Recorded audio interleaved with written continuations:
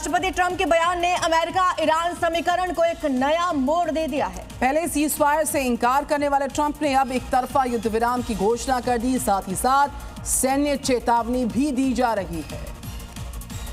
अमेरिकी राष्ट्रपति ट्रंप ने ईरान के साथ जारी तनाव पर बयान देते हुए कहा था कि वो सीज़फायर बढ़ाने के पक्ष में नहीं है और जल्द बेहतरीन समझौते की उम्मीद कर रहे हैं। अब खुद ही ट्रंप ने एक तरफा सीज़फायर की घोषणा कर दी है। ऐसे में ये कहना कि ईरान के पास बातचीत के अलावा कोई विकल्प नहीं है, एक अजीबोगरीब बयान जैसा दिख रहा है। ट्रंप ने यह भी कहा कि अमेरिका सैन्य कार्रवाई के लिए पूरी तरह से तैयार है। साथ ही ट्रंप ने यह भी दावा किया कि ईरान के परमाणु ठिकानों को पूरी तरह तबाह कर दिया गया है।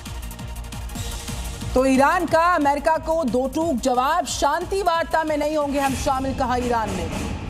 तो पाकिस्तान के जरिए यूएस को जानकारी भेजी ईरानी न्यूज एजेंसी तस्नीम ने यह दावा किया है। ईरान की तरफ से कहा जा रहा है कि शांति वार्ता में वो शामिल नहीं होंगे।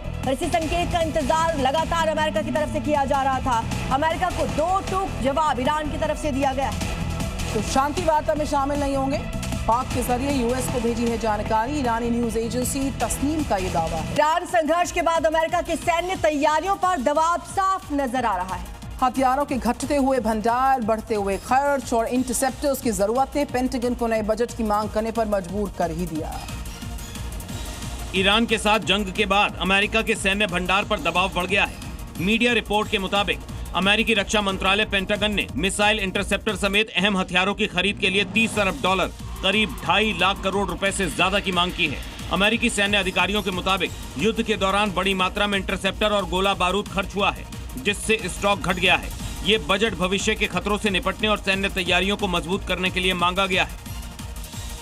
ईरान की सड़कों पर खुर्रम शहर मिसाइल में लोगों ने यहाँ पर स्वागत किया है इस मिसाइल का।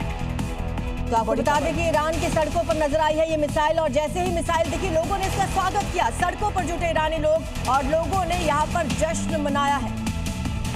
तो ईरान में मिसाइल के साथ नजर आए हैं लोग। ईरान की सड़कों पर दरअसल खुर्रम शहर मिसाइल नजर आई, जिसके बाद लोगों ने इसका स्वागत किया। न सिर्फ स्वागत किया बल्कि जश्न मनाया गया। सीज़फायर के बढ़ने से जो मौजूदा संकट है बल ही टला हो, लेकिन ईरान का प्लान भी अभी रेडी है। दरअसल हॉर्मुज़ के बाद अब ईरान की नजर है रेड सी पर, यानी कि अमेरिका की मुश्किलें अभी और बढ़ेंगी।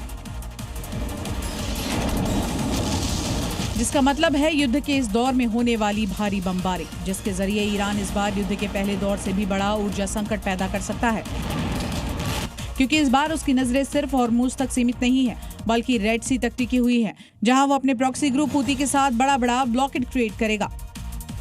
ईरान के इस नए प्लान से ऊर्जा का बेमियादी संकट खड़ा हो सकता है, क्योंकि हॉर्मुज़ से जहां दुनिया के तेल गैस सप्लाई का 20% हिस्सा ब्लॉक होता है, तो वहीं दायरा रेड सी तक बढ़ने से ये 32% तक पहुंच जाएगा। हॉर्मुज़ पर ईरानी कंट्रोल पूरी तरह से खत्म कर पाने में नाकामयाब रहे अमेरिका के लिए ये एक बहुत बड़ी चुनौती होगी। हिजबुल्लाह का अटैक सामने आया। इजरायली सेना पर रॉकेट से हमला बोला गया है। हिजबुल्लाह लड़ाकों ने ड्रोन्स दाग दिए हैं। इजरायली अटैक्स का जवाब दिया गया। ये बड़ी खबर, सीज़फायर के बाद हिजबुल्लाह के अटैक की खबर सामने आ रही है। सीज़फायर के बाद दोनों तरफ से ही लगातार उल्लंघन किया जा रहा है। इधर हिजबुल्लाह ने अटैक किया है, जिसकी ये तस्वीरें आप देख रहे हैं। इजरायली हमलों का कुछ इस तरीके से हिजबुल्लाह की तरफ से जवाब दिया गया। तो अमेरिका हॉर्मुज़ पर तेजी के साथ अपनी घेराबंदी बढ़ा रहा है। उसके वॉरशिप पूरी तरह से तैयार हैं, जिन पर इस बार पहले के मुकाबले कहीं ज्यादा घातक और विध्वंसक हथियार मौजूद हैं। पारंपरिक मिसाइल फाइटर्स के साथ ही इस बार अमेरिका लेजर हथियारों का इस्तेमाल करने वाला है, जिनमें से एक का नाम है लोकस्ट। लेकिन ये लोकस्ट कोई टिड्डी नहीं है, बल्कि टिड्डियों जैसा हमला करने वाले ईरानी ड्रोन का शिकार करता है। USS George H.W. बुश पर तैनात ये सिस्टम ईरानी ड्रोन का काल है, जो इन्हें हमला करने से पहले ही खत्म कर देता है। इस सिस्टम को मोबिलिटी के लिए डिजाइन किया गया ताकि इसे गाड़ियों और जहाजों पर लगाया जा सके।